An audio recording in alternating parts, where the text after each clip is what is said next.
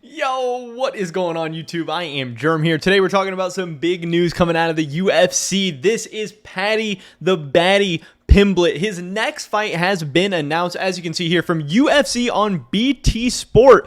Another banger has been added to UFC London. This is going to be an absolutely insane event. You know, it seems like, the past UFC London event went really, really well. Obviously, they're trying to build off of that, and having Paddy Pimblett there obviously is going to do that in a big way. The UFC baddie returns to the O2 against Jordan Leavitt on July 23rd. Paddy Pimblett brought the party last time out, and getting to do it in front of the hometown crowd once again is for sure going to be a very, very exciting thing for Paddy. The stadium, the arena is going to be electric. It's going to be insane. I know some people were posting like what ticket prices are on Reddit and stuff already, and it's looking like it's going to be crazy. It's going to be expensive, and the fans are going to be as rowdy as ever. But people are very, very excited to see what Paddy the Baddy is going to be able to do against what should prove to be his toughest task in the UFC yet. This is Jordan Leavitt, who is most known, I guess, at this point for his celebration game. This is after one of his wins in the UFC. You can see he breaks down into the splits, a little twerking going on,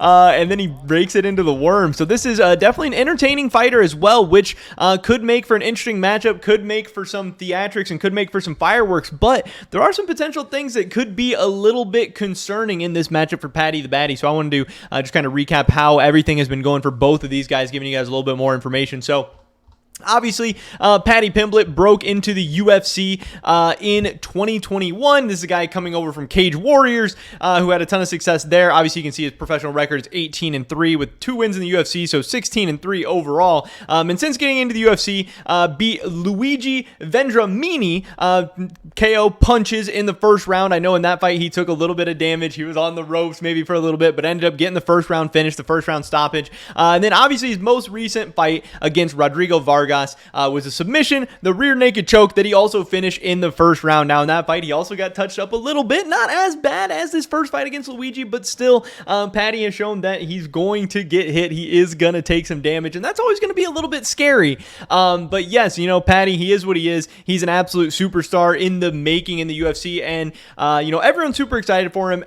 He's one of the biggest and fastest growing stars in this sport, and this is a sport where you absolutely have a chance to just skyrocket to really international fame, but you have to keep people interested. You have to keep winning. And Paddy's not a guy that I think needs to go undefeated or anything like that. But again, the more wins he racks up in a row, the more it's going to add to the hype, the more it's going to add to the fanfare and all these things. So obviously him racking up as many wins as he can is going to be very, very cool. There's some people who want to see him take a huge step up. There's some people that want to see him take a small step up. And I do think Jordan Leavitt is definitely a small step up. But Paddy, so far, his first 2 wins in the UFC, you can see LUIGI VENDRAMINI here.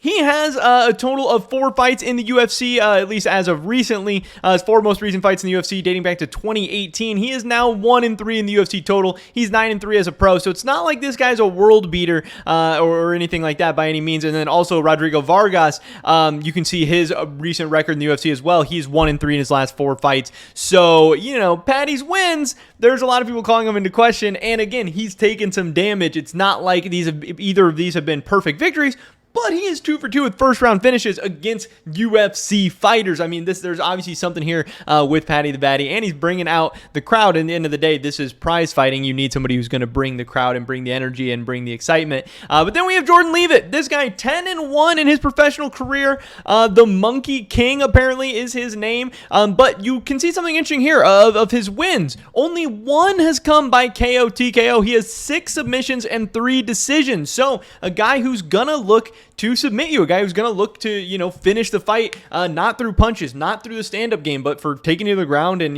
trying to do some kind of choke or whatever he's going to do. And then his 1 loss obviously has just been by decision. So this is a guy who has not been finished yet, at least in his young professional career. Again, he's only got 11 professional fights, but in the UFC so far, he has a win on Dana White's Contender Series, and then he is 3-1 since then. So again, this will be the guy that Paddy is fighting with the most fights, with the most success so far in the UFC, and hopefully a guy who can kind of match his flair and theatrics in a little bit. That's going to bring some extra excitement to this fight. If we look at what Jordan Leavitt has done, he has a win over TREY OGDEN. Again, not super impressive. Looks like this was this guy's first fight in the UFC, and he did win a split decision there. So nothing too crazy. crazy. Then we have Matt Sales, who has not had very much success in the UFC after coming off Dana White's Contender Series. He's also 1-3 in the UFC. He has a loss to Claudio Apuelas, who has been doing really good in the UFC. This guy is, what, 5-1 in his last 6 fights in the UFC with this unanimous decision win over Jordan Leavitt. So, you know, kind of Jordan Leavitt's toughest test. He was not able to pass. He did not get the victory. And then he also has a victory over Matt Wyman, who is now 38 years old. Obviously, at the time they fought, he was like 36, but he's definitely on the back end of his career. Obviously, a guy with a ton of UFC experience, ton of UFC wins, ton of UFC fights, but probably not super impressive at that point in his career. But again, at least Jordan Leavitt has gotten a couple wins in UFC. He is, you know, proven to be a little bit more worthy. Again, I don't think it's a massive step up for Paddy. I'm sure he's going to come in as a huge favorite.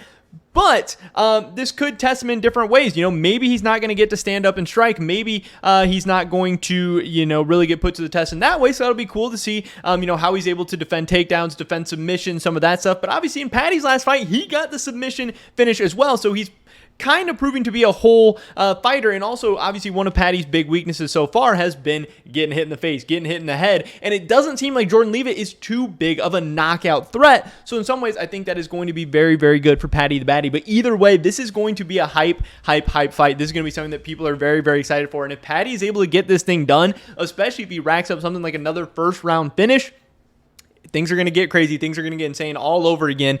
Can't wait to hear him on the mic. Can't wait to see how this fight goes down. But also, obviously, this could be a really big opportunity for Jordan Leavitt as well, getting to face Paddy Pimblett at the O2. There's going to be a ton of eyeballs on this fight. If either one of them is able to come out with an impressive performance, an impressive finish, an impressive victory, there's going to be a lot of people that see it, and they could earn themselves a lot of fans and a lot of money that night. But that is pretty much it for this video today, guys. Let me drop a like if you did enjoy it. I would appreciate that so much. Leave a comment down below. Let me know what you think about this fight. Do you think this is a good matchup for Paddy the Baddy? Do you think he's going to be able to get the W? Or are you a little bit worried going into this one? I don't know. I'd love to hear your guys' thoughts and opinions. Subscribe, stay up to date on all my latest content. Hopefully catch you guys in the next one.